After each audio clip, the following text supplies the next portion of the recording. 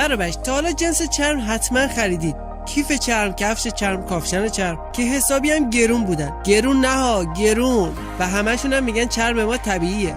توی این ویدیو میخوام روشایی رو بهتون بگم که به راحتی بتونید چرم طبیعی رو از چرم مصنوعی تشخیص بدید.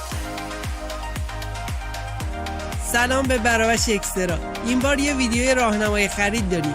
میخوایم یاد بگیریم که چطوری چرم اصلی رو از چرم مصنوعی تشخیص بدیم. فقط اگر از برابش جدید اکسترا هستید اینا ویدیوهای کانال ماست. اگر از این دسته ویدیو خوشت میاد کانال سابسکرایب بزن برید.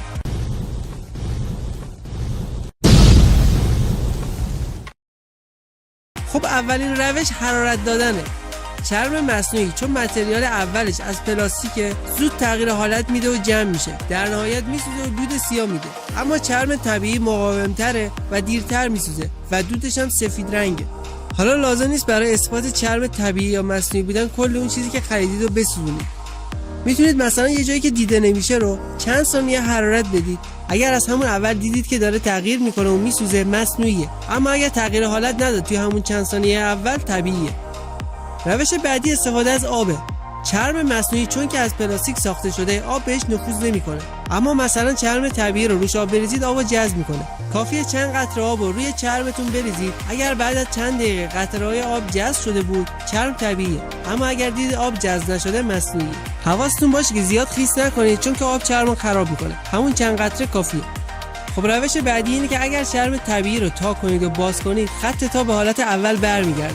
اما اگر چرم مصنوعی باشه، بعد از تا کردن خط تا کمی طول میکشه تا به حالت اولیه برگرده.